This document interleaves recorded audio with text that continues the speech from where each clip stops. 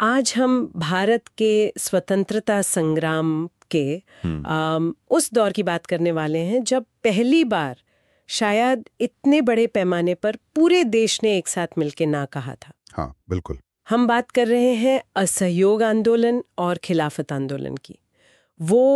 वो जन सैलाब जिसने कहते हैं 1857 के बाद ब्रिटिश राज की नींव को सबसे जोर से हिला दिया था। सही कहा, बिल्कुल। और देखिए, इसकी जमीन कोई एक दिन में तैयार नहीं हुई थी। कई सालों से चीजें पनप रही थीं।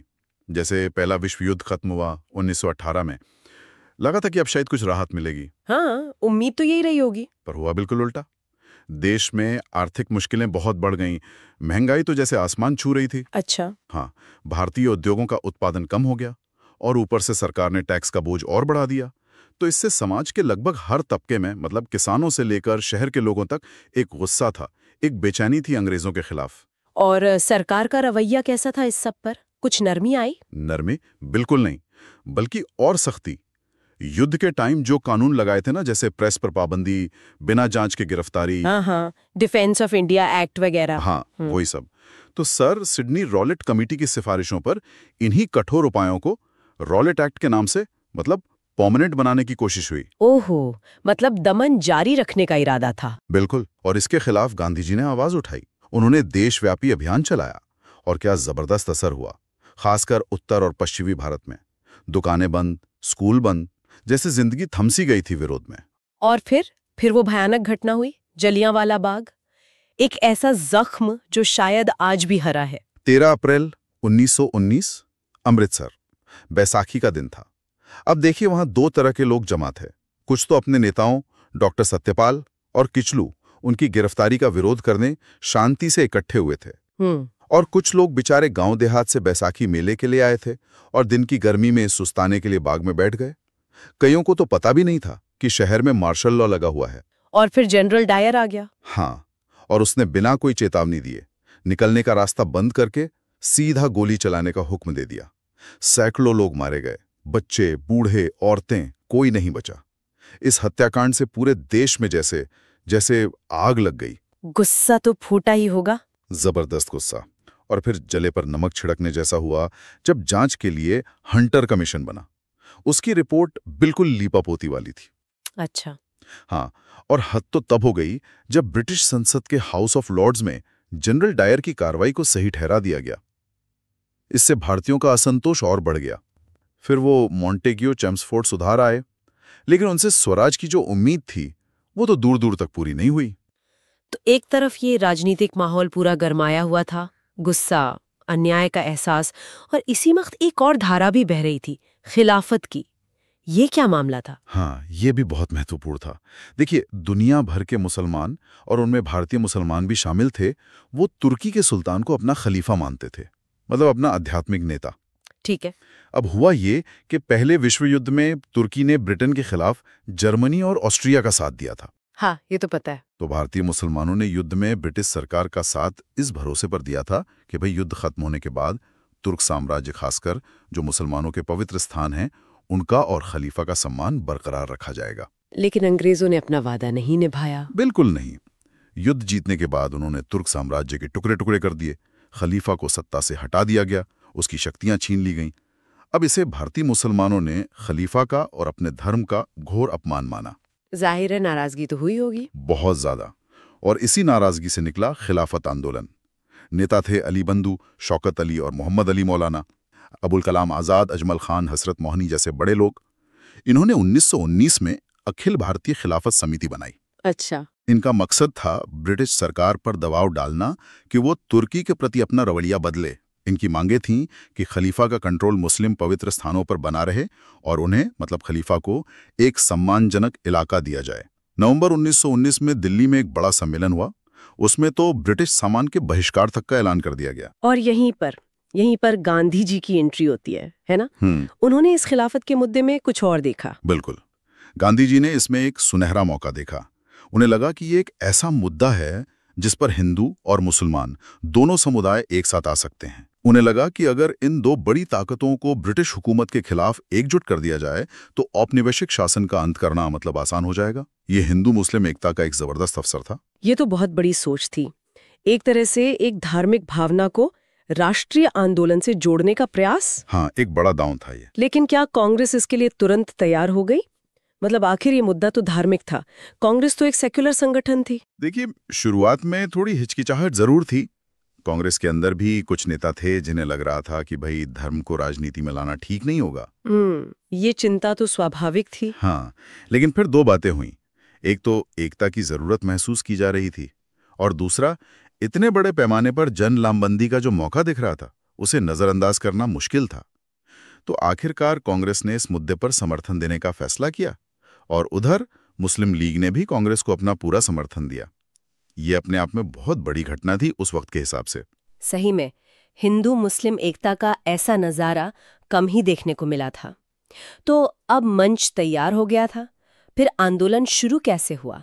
तारीखें क्या थी? हाँ, तो अगस्त 1920 का महीना अहम था। 1 अगस्त को गांधी जी ने औपचारिक रूप से असहयोग आंदोलन शुरू किया। ध्यान दीजिए, शुरू में ये मुख्य रूप से खिलाफत आंदोलन के समर्थन में था। अच्छा। फिर 31 अगस्त 1920 को खिलाफत समिति ने भी असहयोग अभियान शुरू कर दिया।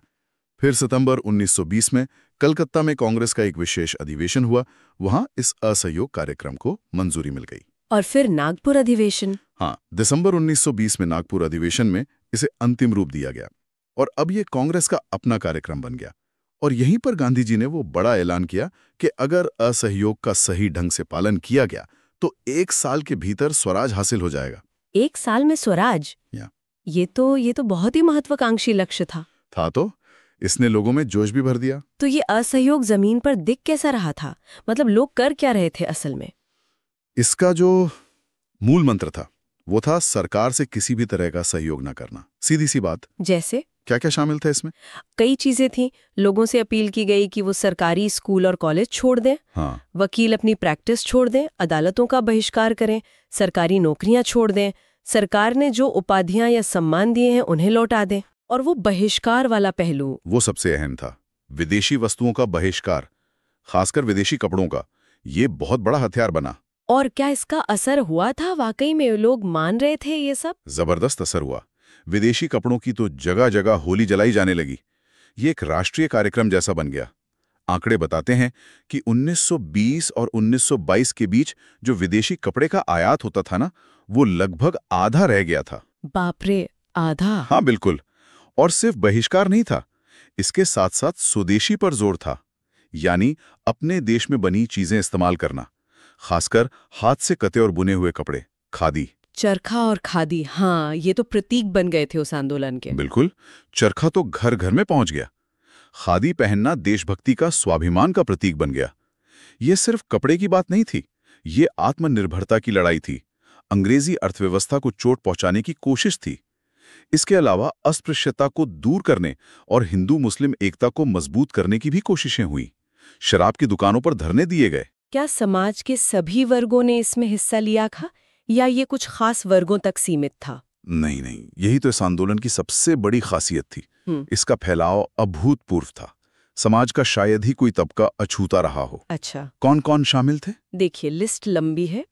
विद्यार्थी, हजारों की तादाद में छात्रों ने सरकारी स्कूल कॉलेज छोड़ दिए और वो सड़कों पर नहीं आए। उनके लिए राष्ट्रीय शिक्षण संस्थान खोले गए, जैसे काशी विद्यापीठ, गुजरात विद्यापीठ, जामिया मिलिया इस्लामिया। ये सब उसी दौर में स्थापित हुए। हाँ, जामिया का तो इतिहास जुड़ा है इससे। बिल्कुल। भविष्य के कई बड़े नेता इन्हीं संस्थानों से निकले। वकीलों ने भी बढ़ चढ़कर हिस्सा लिया। मोतीलाल नेहरू, चित्तरंजन दास, सीआर दास, वल्लभ भाई पटेल, सी राजगोपालाचारी जैसे देश के माने जाने टॉप के वकीलों ने अपनी लाखों की प्रैक्टिस छोड़ दी। ये कोई छोटी बात नहीं थी। हाँ, ये तो बहुत बड़ा त्याग था। बिल्कुल, एक बहुत बड़ा नैतिक संदेश गया इससे। श्रमिक वर्ग, शहरों में मजदूरों ने भी अपनी ताकत दिखाई। कई जगह हड़तालें हुई। सरकारी आंकड़े खुद मानते हैं कि अकेले 1921 में करीब 396 हड़तालें हुई, जिनमें 6 लाख मजदूर शामिल थे। 6 लाख? ये तो बहुत बड़ा नंबर है। बहुत बड़ा। किसान, लेकिन शायद सबसे व्यापक भागीदारी किसानों की थी। अवध जैसे इलाकों में किसानों ने लगान यानी टैक्स देने से मना कर दिया। आंध्र की पहाड़ी जनजातियों ने अंग्रेजों के बनाए जंगल कानून मानने से इनकार कर दिया। कुमाऊं के किसानों ने बेगार करने से मना कर दिया। बेगार मतलब? मतलब बिना पैसे के अंग्रेज अफसरों का सामान ढोना या उनके लिए काम करना, ये बहुत अपमानजनक प्रथा थी। किसानों ने इसे बंद कर दिया। हाँ, ये बात भी ध्यान देने वाली है कि कई बार किसानों और मजदूरों ने असहयोग की व्याख्या अपने स्थानीय मुद्दों और हितों के हिसाब से की। उन्होंने इसे अपनी लड़ाई से जोड़ा। और महिलाएं, उनकी क्या भूमिका रही इस सब में? महिलाओं की भूमिका तो कमाल की थी। वो बड़ी संख्या में घरों की दहलीज लांघ कर बाहर निकली, पर्दा प्रथा को त्यागा, तिलक स्वराज फंड के लिए। हाँ, वो तिलक जी की याद में जो फंड बना था। हाँ, बाल गंगाधर तिलक की पहली पुण्यतिथि पर शुरू हुआ था। लक्ष्य था स्वतंत्रता संग्राम के लिए 1 करोड़ रुपए जमा करना। तो महिलाओं ने उस फंड के लिए अपने गहने तक दान कर दिए। सच में? हाँ, और विदेशी कपड़ों और शराब की दुकानों पर धरना देने में तो वो सबसे आगे थीं। उनकी भागीदारी ने आंदोलन को एक नई ऊर्जा और एक नैतिक बल दिया। व्यापारी वर्ग ने भी समर्थन दिया, क्योंकि स्वदेशी को बढ़ावा मिलने से उन्हें आर्थिक रूप से फायदा भी हो रहा था। एक घटना का जिक्र आता है प्रिंस ऑफ वेल्स के भारत आने का। उस समय क्या हुआ था? हाँ, वो भी एक बड़ा मौका था विरोध जताने का। नवंबर 1921 में जब प्रिंस ऑफ वेल्स बंबई आए तो उनका स्वागत पूरे शहर में हड़ताल करके किया गया। मतलब दुकानें बंद, सड़कों पर सन्नाटा। ये अंग्रेज सरकार के लिए बहुत बड़ी बेइज्जती थी। इससे पहले अप्रैल 1921 में भी जब वो आए थे तब भी काले झंडे दिखाए गए थे। गांधी जी ने अली बंधुओं की रिहाई ना होने के कारण प्रिंस के दौरे का बहिष्कार करने का आह्वान किया था। तो इतना बड़ा विरोध, इतना व्यापक जनसमर्थन, जाहिर है सरकार चुपचाप तो नहीं बैठी होगी। उनकी प्रतिक्रिया क्या थी? दमन तो किया होगा। बिल्कुल किया, और पूरी ताकत से किया। सरकार ने इसे कुचलने में कोई कसर नहीं छोड़ी। कई जगहों पर शांतिपूर्ण जुलूसों पर पुलिस ने गोलियां चलाईं, जिसमें बहुत लोग मारे गए। हजार लोगों को गिरफ्तार करके जेलों में डाल दिया गया। कांग्रेस और खिलाफत के जो स्वयंसेवी संगठन थे उन्हें गैर कानूनी घोषित कर दिया गया। सार्वजनिक सभाओं पर, मीटिंग्स पर पाबंदी लगा दी गई। दिसंबर 1921 आते आते गांधी जी को छोड़कर लगभग सभी बड़े नेता जेल में थे। और फिर गांधी जी को भी पकड़ लिया गया। हाँ, आखिरकार मार्च 1922 में गांधी जी को भी गिरफ्तार कर लिया गया। उन पर राजद्रोह का मुकदमा चलाया गया। राजद्रोह? हाँ, और मजे की बात देखिए, जो जज थे जस्टिस C.N. ब्रूमफील्ड, उन्होंने गांधी जी को सजा सुनाते वक्त क्या कहा। उन्होंने माना कि ये मानना नामुमकिन है कि गांधी जी किसी और श्रेणी के व्यक्ति हैं। लाखों देशवासियों की नजर में वो एक महान देशभक्त और नेता हैं। यहां तक कि उनके राजनीतिक विरोधी भी उन्हें ऊंचे आदर्शों वाला मानते हैं। जज ने खुद ये कहा? हाँ, रिकॉर्ड पर कहा। लेकिन फिर कहा कि क्योंकि उन्होंने कानून तोड़ा है इसलिए उन्हें सजा देना जज का कर्तव्य है, और उन्हें 6 साल की जेल की सजा सुनाई। लेकिन साथ में ये भी कहा था शायद कि हाँ, साथ में ये भी कहा कि अगर भविष्य में सरकार हालात बदलने पर उनकी सजा कम करके उन्हें रिहा करती है तो जज से ज्यादा खुश कोई नहीं होगा। मतलब एक तरह से जज भी गांधी जी के व्यक्तित्व और उनके नैतिक प्रभाव से अछूते नहीं रह पाए थे। पूरा देश जैसे उबल रहा था। सरकार दमन भी कर रही थी, पर दबाव में भी थी। ऐसा लग रहा था कि शायद स्वराज वाली बात सच हो जाए। फिर ऐसा क्या हो गया कि सब कुछ अचानक रुक गया? एक अकेली घटना, एक चिंगारी जिसने से जैसे सब कुछ बदल दिया, वो थी चौरी चौरा की घटना। चौरी चौरा? हाँ, इसका नाम तो सुना है। क्या हुआ था वहां? ये फरवरी 1922 की बात है। चौरी चौरा गोरखपुर जिले में एक छोटा सा कस्बा है। संयुक्त प्रांत में था तब, अब उत्तर प्रदेश में है। वहां कुछ लोग शायद शराब की दुकान बंद कराने या किसी और स्थानीय मुद्दे को लेकर शांतिपूर्ण जुलूस निकाल रहे थे। ठीक है। पुलिस ने उन्हें रोकने की कोशिश की।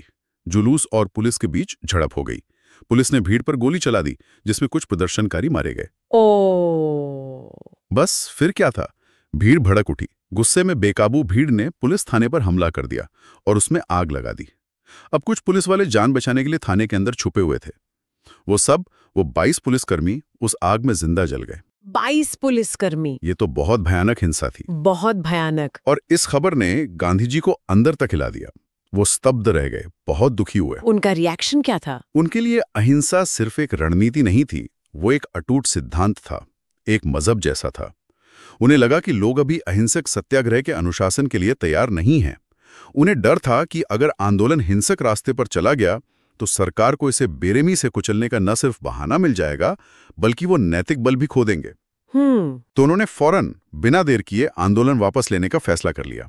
12 फरवरी 1922 को बारदोली में कांग्रेस वर्किंग कमेटी की मीटिंग हुई और इस फैसले पर मुहर लगा दी गई। अचानक? मतलब आंदोलन जो इतने उफान पर था उसे एकदम से रोक दिया? एकदम से।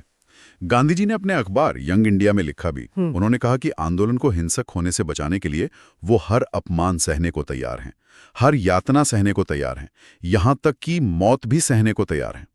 उन्होंने जोर देकर कहा कि किसी भी तरह की उत्तेजना या पुलिस की बर्बरता भी निहत्थे लोगों की हत्या को, चाहे वो पुलिस वाले ही क्यों ना हो, जायज नहीं ठहरा सकती। और फिर उन्होंने क्या करने को कहा? उन्होंने कहा कि अब हमें रचनात्मक कार्यों पर ध्यान देना होगा।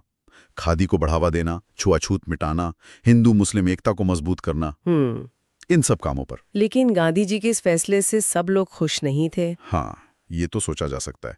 इतनी मेहनत, इतना जोश, और फिर अचानक सब खत्म। बिल्कुल। कई बड़े राष्ट्रवादी नेता गांधी जी के इस फैसले से सहमत नहीं थे। मोतीलाल नेहरू, सीआर दास, सुभाष चंद्र बोस, ये सब बहुत नाराज हुए। उन्होंने क्या कहा? मोतीलाल नेहरू ने तो यहां तक कहा कि अगर कन्याकुमारी के एक गांव ने अहिंसा का पालन नहीं किया तो इसकी सजा हिमालय के एक गांव को क्यों मिलनी चाहिए। बात तो सोचने वाली है। सुभाष चंद्र बोस ने इसे राष्ट्रीय दुर्भाग्य कहा। उनका मानना था कि जब जनता का उत्साह अपने चरम पर था, उस वक्त आंदोलन वापस लेना बहुत बड़ी गलती थी। इस फैसले से गांधी जी की लोकप्रियता पर भी कुछ समय के लिए असर पड़ा था। और उधर खिलाफत का मुद्दा, जिसने इस पूरे आंदोलन को शुरू करने में इतनी बड़ी भूमिका निभाई थी, उसका क्या हुआ? हाँ, वो मुद्दा भी एक तरह से अप्रासंगिक हो गया। लेकिन उसकी वजह भारत का आंदोलन नहीं था, बल्कि तुर्की के अपने हालात थे। अच्छा, तुर्की में क्या हुआ? 1922 में तुर्की में मुस्तफा कमाल पाशा के नेतृत्व में क्रांति हुई। उन्होंने सुल्तान को सत्ता से हटा दिया। तुर्की को एक धर्मनिरपेक्ष गणराज्य घोषित कर दिया गया। और आखिरकार 1924 में खलीफा का जो पद था उसे ही समाप्त कर दिया गया। तो जब खलीफा ही नहीं रहा तो फिर खिलाफत आंदोलन का कोई आधार ही नहीं बचा, वो अपने आप खत्म हो गया। तो फिर क्या हम ये माने कि ये पूरा आंदोलन, असहयोग और खिलाफत आखिर में नाकाम रहा? क्योंकि एक साल में स्वराज का जो लक्ष्य था वो तो हासिल नहीं हुआ, खिलाफत का मुद्दा भी खत्म हो गया। देखिए, अगर आप सिर्फ तात्कालिक लक्ष्यों के हिसाब से देखेंगे तो शायद हाँ कह सकते हैं कि एक साल में स्वराज नहीं मिला, लेकिन इसे पूरी तरह विफलता कहना मेरे ख्याल से इतिहास के साथ नाइंसाफी होगी। इसके जो दूरगामी प्रभाव पड़े वो बहुत जबरदस्त थे। इसकी विरासत बहुत बड़ी है। जैसे? क्या थे वो प्रभाव? कई थे। सबसे पहली और सबसे महत्वपूर्ण बात, इसने राष्ट्रवाद की भावना को देश के कोने कोने तक, झोपड़ियों और गांवों तक पहुंचा दिया। हाँ, ये तो था। कारीगर, किसान, छात्र, शहरी गरीब, महिलाएं, व्यापारी, समाज का हर वर्ग पहली बार इतने बड़े पैमाने पर राजनीतिक रूप से जागा और सक्रिय हुआ। ये बहुत बड़ी उपलब्धि थी। सही बात है। दूसरी बात, स्वराज का विचार, स्वदेशी का विचार, खादी का विचार, ये सब लोगों के मन में बहुत गहराई तक उतर गए। ये सिर्फ एक राजनीतिक लड़ाई नहीं रही, ये एक सामाजिक और आर्थिक आत्मनिर्भरता का आंदोलन भी बन गया। कई राष्ट्रीय शिक्षण संस्थान खोले जिनका जिक्र हमने किया। तीसरी बात, इसने देश को अभूतपूर्व रूप से एकजुट किया। खासकर हिंदू मुस्लिम एकता का जो नजारा इस दौरान दिखा वो बेमिसाल था। हाँ, ये दुख की बात है कि वो एकता बाद में कायम नहीं रह सकी, लेकिन उस दौर में इसने आंदोलन को जो ताकत दी वो जबरदस्त थी। और अंग्रेजी हुकूमत पर इसका क्या असर पड़ा? आर्थिक मोर्चे पर विदेशी वस्तुओं के बहिष्कार का काफी असर हुआ, जैसा हमने देखा। और राजनीतिक रूप से इसने ब्रिटिश सरकार को यह साफ संदेश दे दिया कि अब भारत पर पहले की तरह आसानी से राज करना मुमकिन नहीं होगा। लोगों का डर खत्म हो रहा था। अमेरिकी जीवनी लेखक हैं लुई फिशर। उन्होंने लिखा है कि असहयोग भारत और गांधी जी के जीवन के एक युग का नाम हो गया। यह स्वशासन के लिए एक प्रशिक्षण था। और यह सच भी है।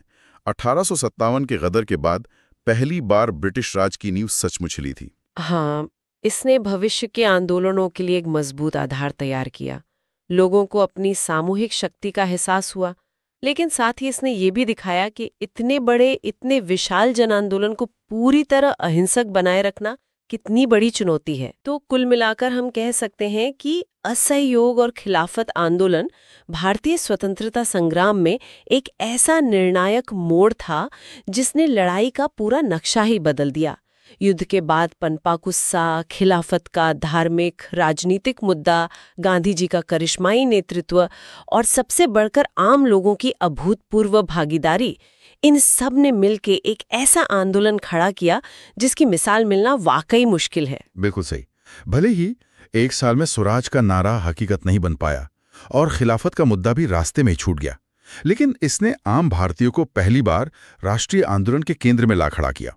इसने गांधी जी के नेतृत्व में अहिंसक प्रतिरोध की शक्ति को दुनिया के सामने रखा, लेकिन साथ ही उसकी सीमाओं को भी उजागर किया। जो दृढ़ प्रतिबद्धता थी उसे भी दिखाता है।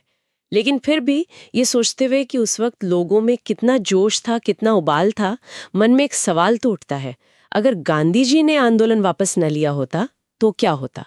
क्या उस ऊर्जा को किसी और दिशा में शायद नियंत्रित तरीके से मोड़ा जा सकता था, या फिर व्यापक अराजकता और सरकारी दमन से बचने और भविष्य के संघर्षों के लिए नैतिक बल बनाए रखने का यही एकमात्र रास्ता था? ये एक ऐसा बिंदु है जिस पर शायद हमेशा सोचा जाता रहेगा।